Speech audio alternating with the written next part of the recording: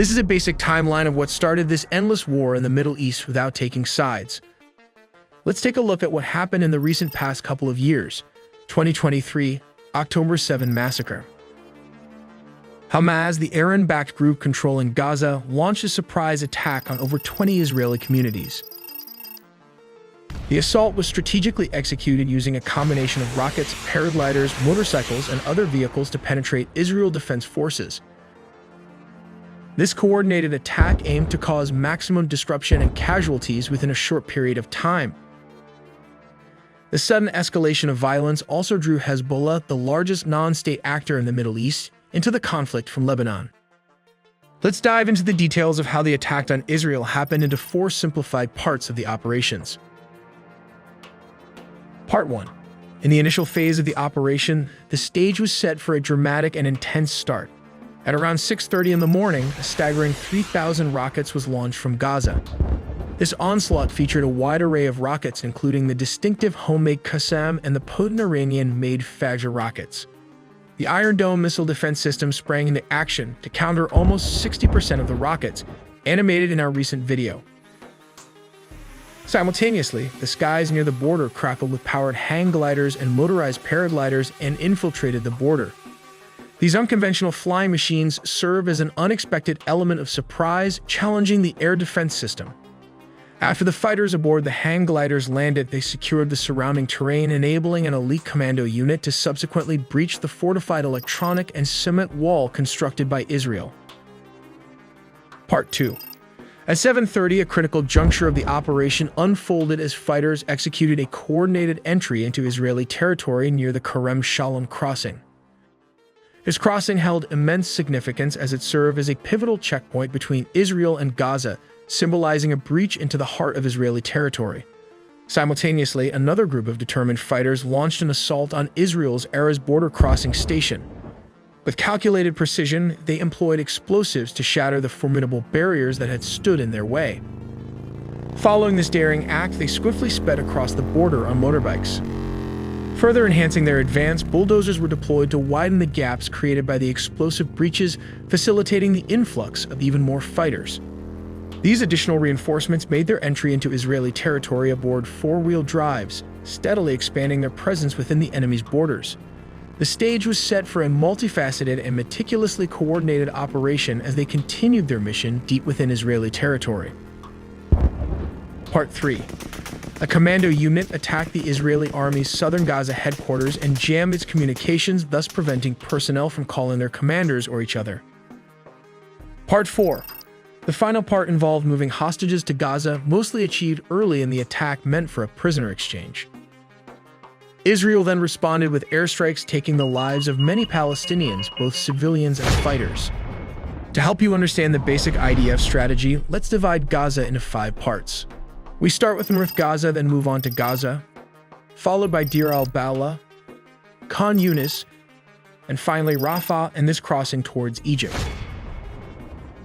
And a quick recap. Since Hamas' attack on October 7, the IDF has invaded Gaza from almost all sides by land, sea, and air. Firstly, invading Gaza from the north and progressing to central Gaza, while instructing Gazans to move to the south. There are various crossings that the IDF controls, mainly the Kerem Shalom, and Hamas controls Rafah. This is probably one of the last major crossings the IDF wants to clear and control, since the rockets were fired from Rafah at its soldiers near the Kerem Shalom crossing. But now here is the catch. Remember, IDF instruction to move to the south. Gazans are now instructed to move to humanitarian zones towards the north. This war not only brought Hezbollah but also the Houthis militants, and this is how they managed to control the blockades on this part of the strait as a show of support for the Palestinian people. Ships from around the world traverse this strategic route, but the Houthis militants have exploited this waterway to attack shipping vessels. Now let's examine different scenarios of how they execute these attacks. Scenario 1. If a ship is within 80 kilometers or 40 miles from land, which is the desired range, there is a possibility of the missile they would use to attack ships. A Soviet-era P-21 with solid booster and liquid fuel anti-ship missile, produced during the Cold War, is employed for the attacking mission. When launched, the first stage booster fires off for 2 to 3 seconds, after which the second stage takes off. It searches for a target using analog radar. When locked and ready, it can destroy a ship using a hollow-shaped charge warhead. This has the potential to either destroy or sink a cargo ship if it hits at the right angle.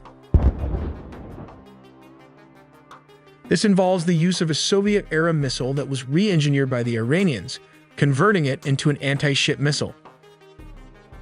The converted SA-2 missile can be launched from within 45 kilometers or 28 miles from the target.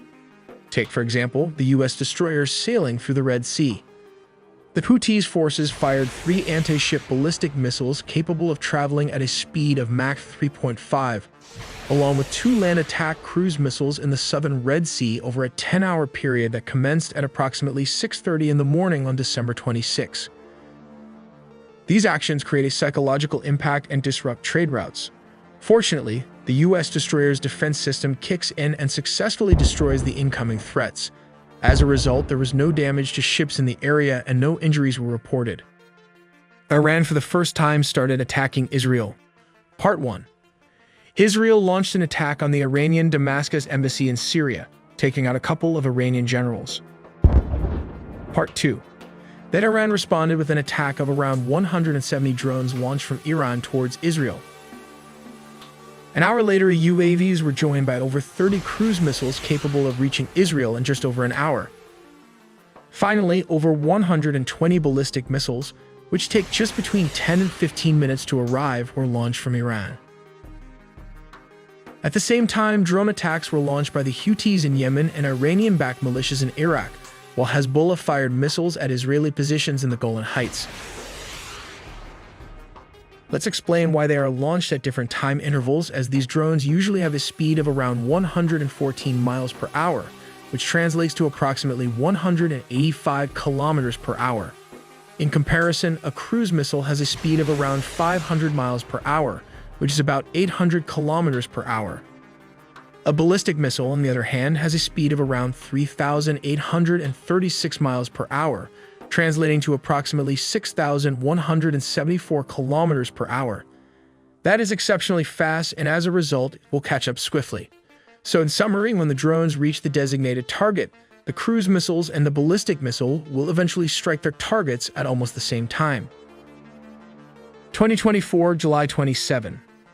The Druze rocket attacks. Although Hezbollah and Israel have regularly exchanged fire since last October, the July 27 rocket attack on the Majd al-Shams football field in the occupied Golan Heights proved to be a pivotal point in the months-old war on Gaza. This attack was carried out with the Falak rocket. The Falak is a 333mm diameter rocket. It weighs 255 kilograms and carries a warhead containing around 53 kilograms of explosives. However, it has only a 10 kilometers range, which translates to around 6 miles, which explains why it landed near the occupied Golan Heights. When it lands, it can create a huge explosion with an effective blast radius of around 100 feet. 2024, July 30. The Beirut precision assassination attack. At around 8 p.m., the Israeli military strikes southern Beirut to target a senior Hezbollah commander in retaliation for the attack on the soccer field in Druze. A guided weapon just like this one, the Spice Bomb, probably dropped from a fighter jet. It can use both inertial guidance or military-grade GPS for target designation. To make it more precise and accurate, it uses IR Seeker for scene matchmaking over the required target to acquire. Just a reminder, it does not have thrusters. It does this by using free-fall gravity and guides the bomb through the tail section fins towards the target. When it reaches its destination, it can penetrate around 3 meters of concrete with an advanced fuse that explodes with an 80 kilograms warhead in great devastation. This created a chain reactions of assassinations, starting from Ismail Haniyeh, the political leader of Hamas. He was assassinated by an explosive device covertly smuggled into the Tehran guest house where he was staying. This account is according to 7 Middle Eastern officials, including 2 Iranians and an American official. It's important to note that this is one of the most heavily guarded areas in Iran, under the protection of the Iranian Revolutionary Guard. Here's how it might have worked. The agents, as suggested, placed the bomb in all 3 rooms 2 months ago. Then, when the time was right, it returned to the desired area near the mountain and activated the explosive from a safe distance by hitting the switch, taking out Haniyeh and his bodyguard, along with the destruction of this part of the room. Israel hacked into several commanders' phones and communication systems. When the commanders realized they had been hacked, they began switching to older technology such as pagers and walkie-talkies. This is how it happened. 5 months before the pagers and walkie-talkie explosion, a shell company, which was probably Mossad, called BAC Consulting in Hungary, bought the licensing rights from a Taiwanese company named Gold Apollo. Unconfirmed reports suggest that the company shipped the products, and at some point along the supply chain, explosives were planted along the way. The products were then shipped back to Hezbollah. To help you understand better, let's simplify the shipping routes. Hezbollah ordered the pagers from Hungary, which was probably Mossad, but the products were allegedly sourced from Taiwan and allegedly made by the Israeli. Afterward, they were reshipped to Lebanon from Hungary, and that's how they hack or cut off communication. On September 20, 2024, Hezbollah commander Ibrahim Akil was also assassinated by a bunker buster bomb that took out the entire building block while he was having a meeting in the ground floor. This is how Hezbollah responded to Israel after the sophisticated pager and walkie-talkie explosions which occurred across Lebanon. They retaliated by launching guided missiles for the first time. The 3 strikes were carried out using Fadi-1 and Fadi-2 missiles as well as Katyusha rockets. The first 2 strikes, targeting the Ramat David base, were in response to intense Israeli airstrikes on southern Lebanon. The third strike, which targeted a military technology company, Rafael Advanced System, which makes the Spike missile animated in our recent video. Additionally, Hezbollah launched over 100 rockets early Sunday across northern Israel, with some landing near the city of Haifa. What sets these missiles apart from other Hezbollah rockets is that they are not unguided dumb rockets but are equipped with a guidance system. They may utilize inertial guidance systems, replacing the old midsection with a new navigation system. This technology, although quite old, is still effective because it cannot be jammed by radio waves, similar to the technology used in the Iranian Shahed drones used in Ukraine. On the 27th of September 2024, the IDF finally dealt a heavy blow to Hezbollah by launching airstrikes against its founder Hassan Nasrallah. This is Dahiyya, a neighborhood near Beirut known for being a focal point during Israeli airstrikes. One of the key landmarks here is the Hezbollah headquarters. What makes this building particularly noteworthy is its underground basement, which is rumored to contain a network of tunnels.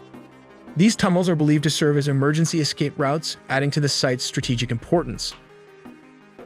Hassan Nasrallah, a high-value asset, has been in hiding for the last 4 years. The IDF was able to pinpoint the date, event, and location of a 6-storied multi-building complex where he was believed to be present. However, there were reports that an undercover agent, possibly Iranian, informed Israeli officials about Nasrallah's arrival in a car.